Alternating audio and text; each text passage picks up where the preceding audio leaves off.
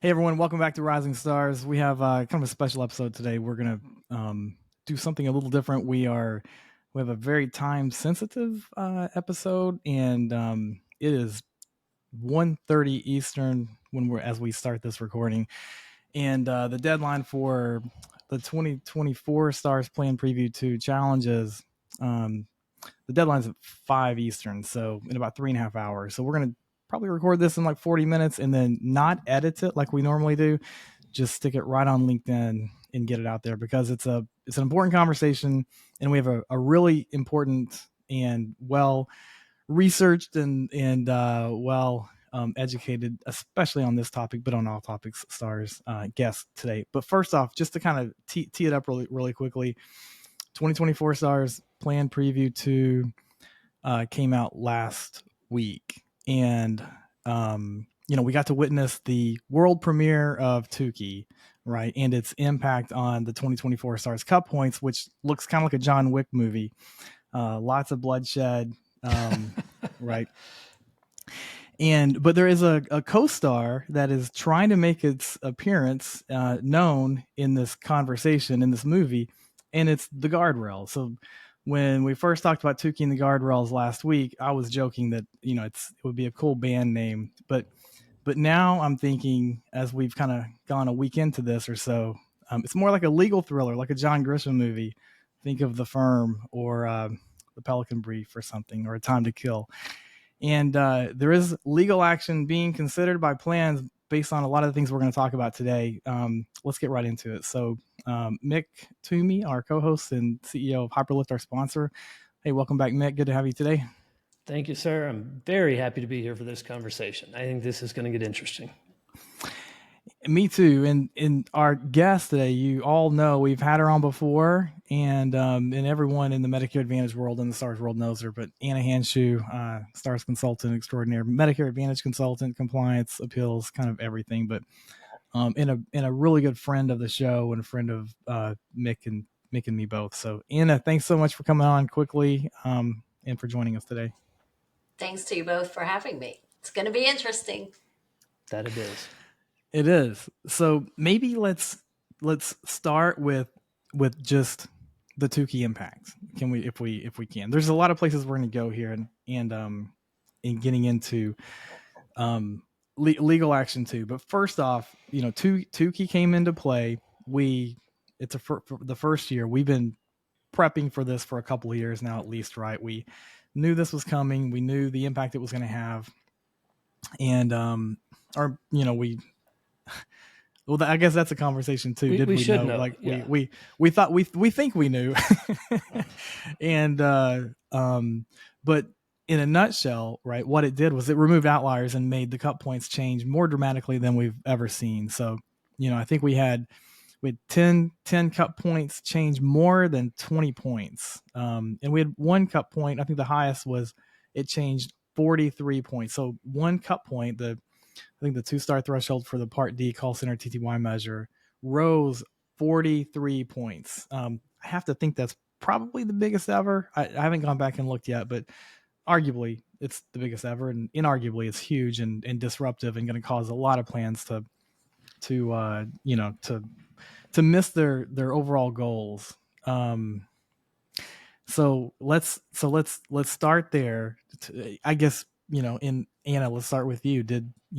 Is that what you thought would happen with the cup points with Tukey? It's exactly what I thought would happen. And Mick and Rex, we've been talking about this for a while, and other consultants have been talking about this for a while. I don't know that everybody thought we were right, but CMS did exactly what they said they were going to do, as they explained in their 2021 proposed and finalized rules, where they finalized Tukey, right? That they very clearly said in those discussions in the preamble to the final rule that in the first year of adding Tukey outlier deletion, that they wanted to have consistency between the years when they were applying the guardrails. And so they explained that the prior year's thresholds were going to be rerun, including mean resampling and including Tukey outlier deletions. So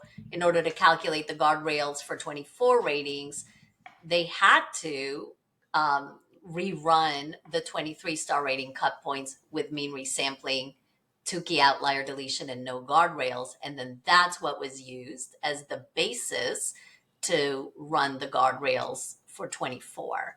So they did exactly that. And that was the reason why they had given us a simulation. If you recall, they provided us with a simulation so that we would understand where the where that floor was going to be from which they were going to then provide the guardrails.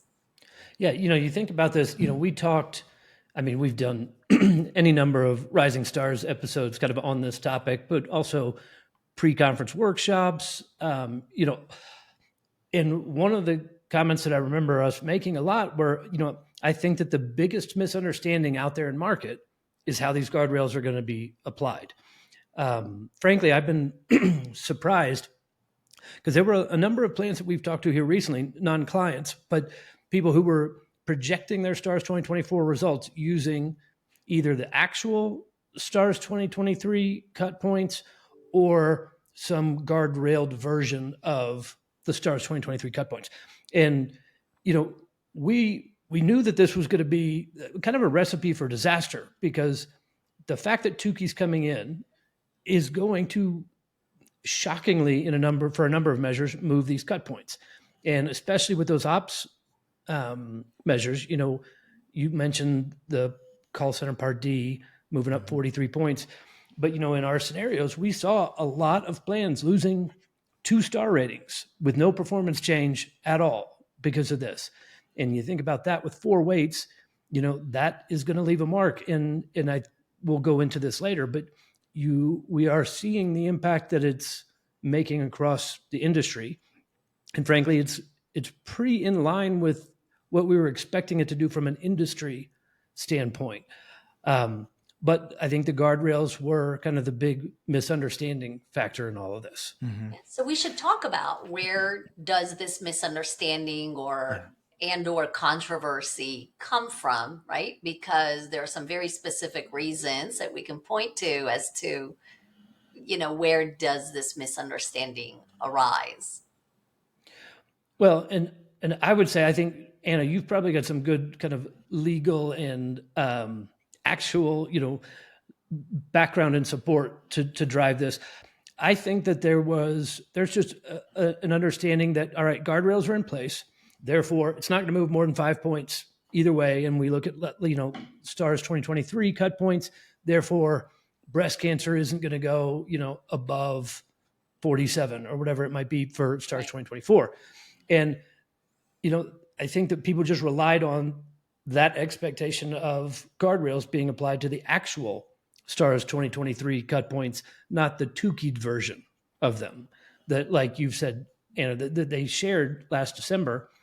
But that really changes the game. If you're guardrailing to actual versus Tukeyed, there's a significant difference there. Yeah. And, it's not easy, right? I mean, we're talking about, it's not like CMS publishes hey, here's your 2024 star, what to know, 3-page brochure. I mean, we're talking about several 100-page regulations that come out. By the way, you publish that on a regular basis, right? That's the type of stuff you do. Yeah. So thank you. But that's why I think a lot of our clients hire us, right? Like we work with quite a few plans, but not every plan, obviously. And we know what our plans know. We know that what we're able to decipher, and with collaborations with both of you and many other people too, right? And making sure we're interpreting things correctly. But being able to advise plans on that. But even there, and we had a conversation last year about this, or several months ago, about like, how is Tukey going to be implemented, like with the guardrails? Are the guardrails, and you have to go back, and I always go back to the May 2020 final rule where CMS said in a comment that in the first year of implementation, we're going to go back and apply Tukey to the prior year. so that basically there's apples and apples comparisons, right? Before we and then apply the guardrails later, but not let the guardrails keep Tukey from having the impact that it needs to have to actually remove outliers, right? So it is in the regulations, and that's what we've always gone back to and told our clients, hey, this is what it's going to look like. The guardrails don't apply essentially don't apply for 2024 stars because in the first year, right? Yeah. Just in the first year, exactly. They apply, they just don't, it's not going to feel like it. Exactly. They apply to the to the two-keyed version of the prior the prior year's cut points. Exactly. Yeah. But I think that's where the confusion is. Right. Yeah. 100%. That's where plans are saying, hey, look, I think, my whole, my assertion is that the principle should be that the CFR text is legally binding, while the preamble, which is the section where that comment and response period or comment and response section happens, that's called the preamble. Many plans are saying that's not derived, that's not legally binding, right? That the CFR text is and the preamble is not. That courts really throughout time and in American history have consistently held that the text of a final rule as it appears in the CFR is the authoritative source of law, and that's legally enforceable. That's the argument I've seen. And that the preamble really, on the other hand, is considered like explanatory, informative. It provides context and the reasoning for the rule, but it doesn't really establish any independent legal obligation. And, the other thing that I've heard from plans is that if you even go back to the original justification, back to April of 2018, that mandated stars changes be put through the rulemaking process in the first place. In that rule, CMS stated that by adopting and codifying the rules, and they're really clear, by codifying the rules that govern the star rating system, we're demonstrating a commitment to transparency and predictability so that plans would feel comfortable investing because they wouldn't see these jumps, right? And so it appears, like that plans are saying, hey, look, if you're saying that the code is what should rule because that is how you want me to govern myself moving forward, I think they may have an argument, right? To say, I know that this is what you said in the preamble as your justification of what you were going to do, but it's not what you actually codified. So that's where I'm seeing some of the controversy, the back and forth. I do think, again, back to CMS did exactly what it told us it was going to do for the reasons they told us they were going to do it. So not a lawyer, but that's the argument I'm hearing from a lot of plans. And that's exactly why we want to get this out this afternoon, right? That's the urgency, because today's the deadline to challenge, and we know that a lot of plans have a lot at stake here, obviously, right? We knew plans were going to drop because of Tukey. So again, nothing, and I believe strong, nothing is happening that we didn't think was going to happen. However, if I'm especially a large national for-profit plan with shareholders, stock value that is dependent upon my revenue and my star rating, and I know I'm about to lose some star ratings, significant star ratings, probably because of Tukey. That there appears to be maybe a legal precedent, or a pathway, I think is what a pathway to take legal action against CMS. I'm definitely not advocating this, but again, it seems to be at least being discussed, right? And that's what we want to get out there and just kind of have this conversation. But because CMS might not have followed the exact legal process that it should have by putting some of these parameters within the preamble, within the comment section, instead of in the actual CFR, right? So that's the whole point of us getting this out there today. It's not all of our discussion, but it's the most time sensitive part of it, I guess. We also talked a little bit earlier as to like what are some of the other reasons we saw such big changes, and maybe Mick, you can, since you're like the brain of the operation here in terms of the math, talk about the artificial rewarding of plans in 23 star ratings based on, some of the COVID uh, activities that we saw and some of those flexibilities related to star ratings. And so, now we're kind of right sizing, right? Getting the right t-shirt size on versus what we saw in prior years. Well, I think the reality is, most plans saw kind of an inflated score in STARS 2022, right? You have better odds Yeah, for coming sure. in, everybody bumps up. To a certain degree, I think you ran the risk of leadership teams and other folks thinking, all right, this is the new normal. Now we hit 4.5 for the first time ever. Now we're a 4.5-star plan. When in reality, you're coming back down. STARS 2023 was supposed to be kind of more of a normalized view. And then 24, we were all anticipating kind of a mirror effect of the STARS 22 results in 24. As Tukey comes in, it's kind of the rip the Band-Aid off for Tukey in 24. And I think that, we all anticipate like this is going to be the biggest foundational fundamental shift in STARS math, right? That we've seen to that point ever. And so I think, we really dug into to make sure that we understood it, right? From the guardrail perspective. And to your point, Anna, maybe it wasn't as clear to all parties involved how the guardrails were going to apply. I still think that there was a flawed execution of this because if we want to be consistent with guardrails are supposed to exist between STARS 22 and 2023. That's, when all the changes came through, that was when that was supposed to apply. And then Tukey coming in 24. But I think to stay true to the guardrail concept,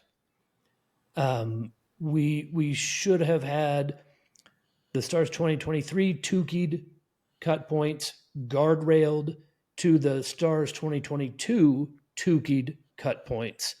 And then the STARS 2024 to that. There was a lot of words, probably confusing. But the point is, there should have been a line of consistency with guardrails, even if it's post-Tukey, all the way back to STARS 2022 to be consistent with what was originally said. And a gentler on-ramp. What you're saying is it would have been a gentler. You would have expected a gentler on-ramp for these big changes. It still would have been super steep. You like if you're going to Tukey anything, if you look at how Tukey works and the outliers coming out, like for the call center and a number of the other ops measures, especially, but breast cancer screening too, some of these other ones. If you take some of these outliers out, you're changing the shape of that curve. And so you are going to see big moves. It probably just would have been, like you're saying, a little bit gentler, but still a real rude awakening, if you weren't anticipating those shift. I mean, you're still seeing some big monster 40 ones. points, but you saw 20. I think you would easily see 20 plus on some of those. Yeah. Mm-hmm. And so still kind of a shock to the system, but a little bit more manageable. One other thing, and Mick has helped us see this coming and helped our clients see this coming, and I was really interested to see if it would actually play out when Plan Preview 2 hit and we saw the cut points, and it did, is when you think about a future change coming, the reward factor going away, right? And how that's going to impact plans. We know basically it's going to make virtually every 5-star plan fall to 4.5 because they're used to getting a 0.4 reward factor, a whole half-star boost. They're not going to get that anymore. They might get a much smaller HEI reward, right? What did you teach me the other day? Like maybe 0.11 or something like that would be the average. 0.11 is the average for HEI. Yeah. Right. So you're replacing, I think the average reward factor is 28. 0.28 right now, and we're replacing that with at least what we think is a 11. So virtually every 5-star plan is going to drop to 4.5. Half of the 4.5-star plans roughly are going to drop to 4 if they didn't have a reward factor. And as of right now, no 4-star plans are going to drop because to get the reward factor, you have to have 2023. In the past, for the last couple of years at least, right? You had to be above 3.75. You had to be in the 4-star range to even qualify for a reward factor from the mean standpoint. So you couldn't, you would absolutely, if you were 4 stars and you lost your reward factor, you would still be 4 stars because you had to be 4 stars to qualify for a reward factor. Right. But Mick has been saying, with Tukey coming in, it's going to make the reward factor thresholds drop, and it's going to change that conversation. And I was really curious, and it did. And Mick, I don't know if you have this analysis yet, but I saw personally that the reward factor thresholds now are in the 3.6 range or low 3.7, but you don't have to be 4 stars. Something. Right. Yeah. So this one, we saw, whether you're talking about the 65th or the 85th percentile, and then with or without QI, those scores dropped anywhere from 12 to 23 basis points.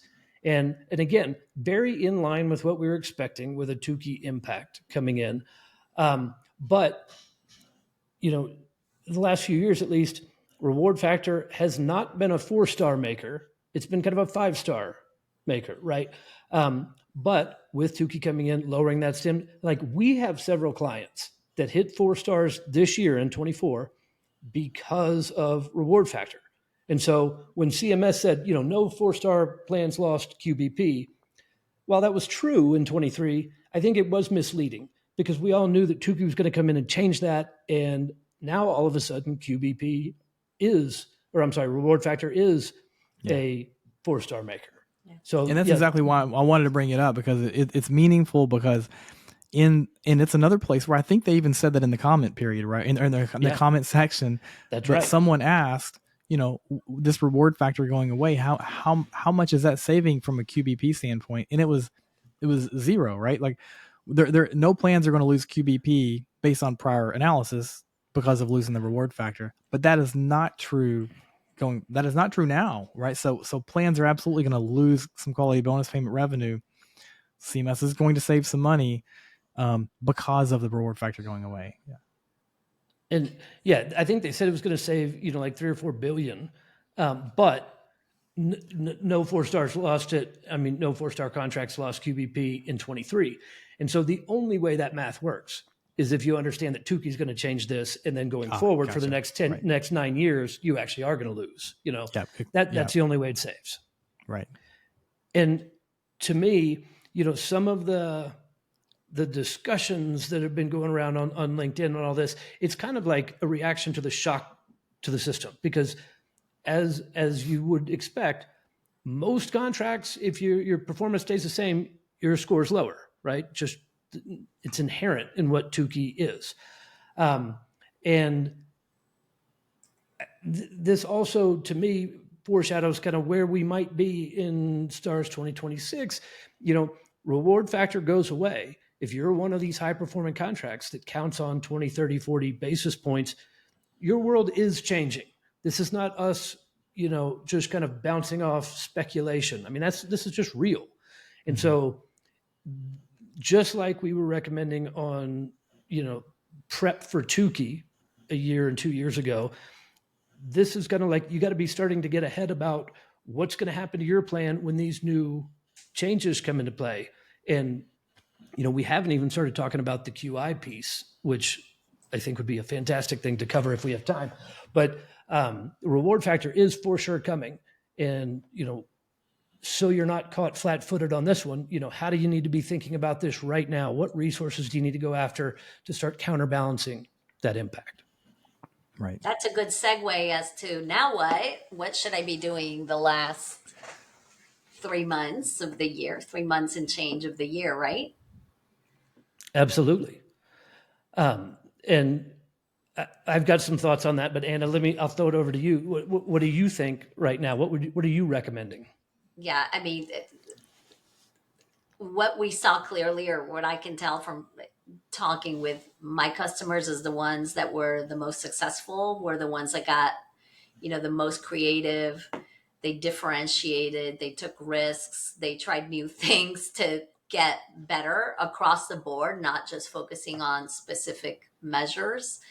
And they understood, they didn't rest on their laurels during these artificial over rewardings, right? They kept their foot on the gas because they knew that this year was going to be even harder. So, right now is the time for plans to be reassessing. Is what I've been doing, should I continue to do that through the end of the year, or do I need to kind of fast track some initiatives that are going to fill in the gaps that I need to fill, right? So it's really important to go have those important conversations with leadership about, hey, this is how much time we have, and try to decide which measures are you actually able to impact in that time frame, but really do it from a solid point of understanding your numbers, Yep. understanding what does mean resampling do, really understanding the impact of all of the things that the three of us have been talking about today, and how is that going to affect cut points next year, and be really honest with yourself about, are you, and you guys have heard me say this before, connecting members with the services they need when they need them, connecting members with the drugs they need when they need them, and connecting members with information they need when they need them. And I think if you sit down and define what does that mean on a measure by measure level, am I doing these three things? Does it affect one of these three things? You can start really understanding what are all the touch points you have to move between now and December to close some of the gaps you may have in how you're performing today. Well, and I think you hit on something important there.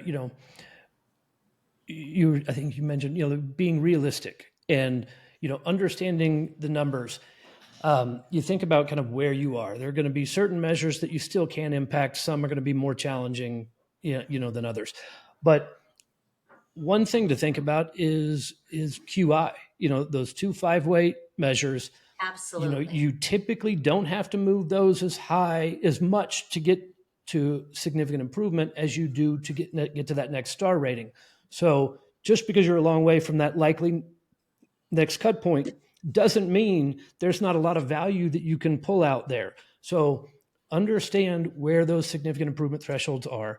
Understand of those, which measures do we think that we could actually move to get there, and take advantage of, a 4 and 5 star rating on those 2 5-weight measures, especially considering that I think there's a real likelihood in the next 60, 90 days, we hear that hold harmless is going from maybe not 4 to 5 stars, but maybe 4 to 4.5. I think that's very realistic.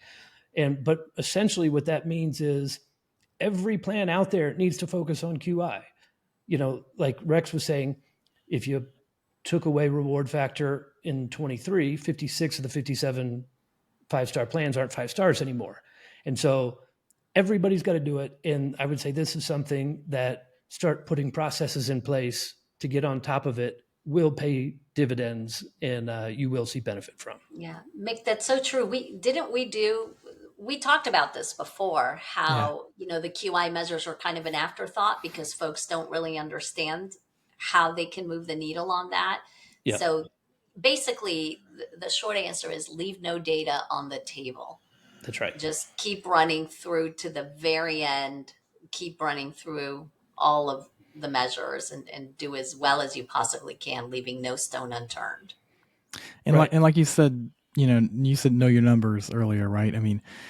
Know which measures you need to be focused on to, and obviously, for the next few months, member experience is still 60% of your score, right? So through, the ops measures through the next three months or so, and then the CAPS survey in TTY next spring. Lots of things we can do to still influence those. So I think everyone needs to be obviously prioritizing those, but then, if you're trying to get to 4, then those QI measures are, your best friend by far. And if you're 4.5, and, then the reward factor, right, is leveraging that and understanding how to improve your mean and increase your mean and reduce your variance, right?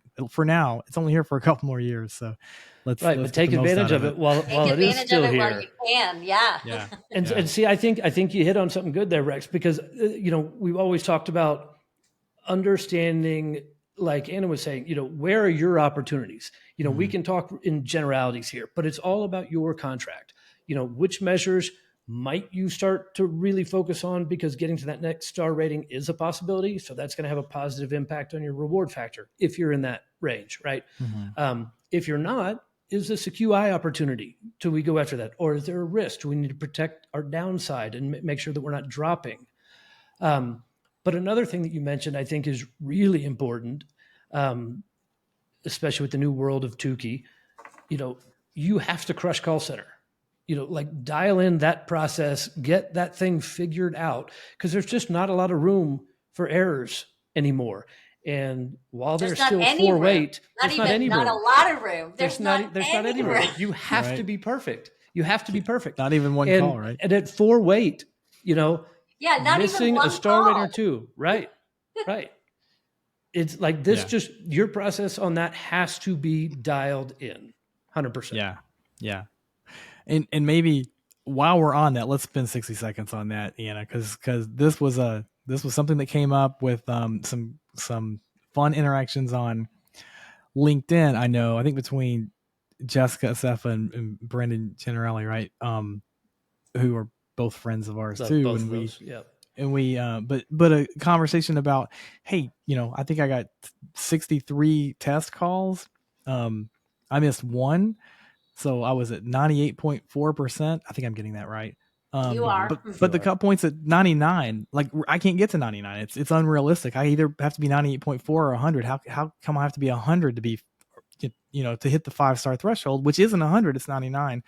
So they were saying everyone should appeal that, and because it's unrealistic, right? But Anna, you did some research. You reached out to CMS and got I actually asked them, like, hey, how'd you get here? And of course they pointed us back to the second band name, the mean resampling, and it was mean in this case.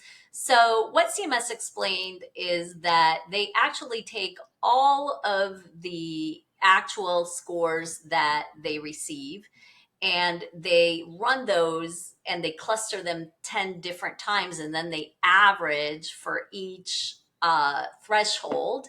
They actually average the results of those 10 runs that they've done, and that's called mean resampling. So if you're looking at the Part D call center measure, which is that DO1 measure, for those of you following along at home, then what you realize, and CMS posted in HPMS the actual scores, what they were. They actually posted that for plans. There was a group of very low performing contracts that were actually removed because of outlier deletion.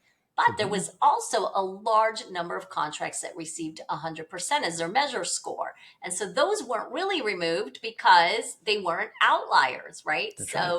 That was the issue. So when CMS ran all of this, the mean under mean resampling was 99 in that threshold. It wasn't 98 and it wasn't 100, right? It was 99. And that's how they got that as one of the cut points, even though no plan actually achieved the 99. Right. But it makes sense. The way Tukey works, I remember when we were running the numbers to come up with Tukey cut points for 23 prior to CMS releasing it. When you look at the universe of scores for like that call center measure, and when you run Tukey and figure out, all right, how many of these are getting deleted as outliers, it was shocking, the number of contracts. And when you look at the scores, it, like, the ones that got deleted were actually above the 2-star cut points from actual 23. Right. So you can see the kind of shape, the change of that shape that's going to happen. So you're going to see drastic results. And you're right. You have to be perfect to get 5. You miss 1, you're 4 stars. Yeah. And let's just back to, let's come back around to the beginning of our discussion where we said, the 2023 cut points over rewarded plans for performance on some of the measures. DO1 was specifically one of the measures that this happened with, so basically over rewarding performance in 21 in the 23 star ratings, but those have now been, recalculated to reflect actual performance. So that's what we're really seeing there. it's so wild because it's this multi-year complicated, perspective that you have to have, right? That is not easy to gain. And I mean, you've talked to CMS a lot, and I think we all owe you a lot, because I think you're the one that discovered Tukey was actually removed from the code last year, right? Or Oh, earlier this year, don't. whenever that was. Yeah, I think that's Let's not right. blame me for it coming back. Just like Chris Columbus, right?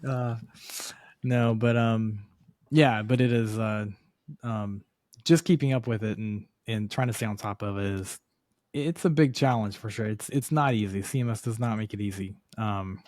with the I regulations. would say it's really complex, like you're saying, Rex, and I'll just, plug you guys for a bit. You know, I think it it would make sense for plans considering what their investments are going to be in the coming few months and beginning of next year, and Q4 and then Q1, to consider making investments and gaining a real understanding of the math involved, how it affects their contract, so that they can do some real planning and really, just funnel their investments in what they're going to do in the coming year in the right Yeah. places, or the places that are going to make the most sense for them. It's going to be very well spent dollars if they do that. Don't be, what is that? Penny wise and pound foolish. Yeah, That's exactly. Yeah, right. yeah, and we have a client who frequently says, don't don't save 50, and this is more along the lines of like prior auth and stuff like that, but she says, I tell them, don't try to save $50,000 um to lose $10 million, right? Like, you try to save a little money, and you end up losing a star rating and losing your 4 stars because you didn't invest enough, and Yeah. in whatever you need to invest in, right? Like, you need to understand the value of what you have and what you're missing, etc. Yeah. Yeah, I think that hangover is happening right now for many plans. So Yeah. What did we not talk about yet that we need to talk about? I want to wrap with sort of what what would we tell. This is going out in the next hour or two. Hopefully, plans will see it before they finalize their challenge, or their appeal, or whatever, the response back to CMS for Plan Preview 2. So we'll wrap with that. But first, is there anything else that we haven't touched on in Plan Preview 2 that's really interesting that people need to know about? so for me, I would be using Plan Preview 2. If I was at a plan today, and what I've been advising my clients is, you got to work in three buckets. You got to work on understanding if any of your data is wrong, or you need to challenge anything that came out of Plan Preview 2. You need to spend even more energy on closing out successfully the 2023 measurement year. So do everything you can, have a meeting on, first thing Monday morning, and just do a gut check with everybody. Are we doing all of the right things? What should we start doing? What should we stop doing? And what should we continue doing? And then start your planning for your 2024 measurement year, because you can't turn on a dime. You're not going to start your initiatives in January. You have to plan them during this Q4. You have to budget for them. You have to get approvals. You know how fast or how slowly your organization moves. So you need to do those three things all at one time. So you have to walk, chew gum, and juggle all at the same time right now. This is the Yeah, time. it's really well said, and there's a lot in each of those, right? And even in the understanding your Plan Preview 2 and how to invalidating it, it's also how to communicate that to leadership and to your board, right? And what to communicate, and why are we seeing this score, and how much of it. And Mick, I know you've been great about helping at least our clients understand how much of this is your performance drop versus, if your performance didn't change at all, your score would be dropping this much, right? Like, it's just, Right. it's the rules are changing.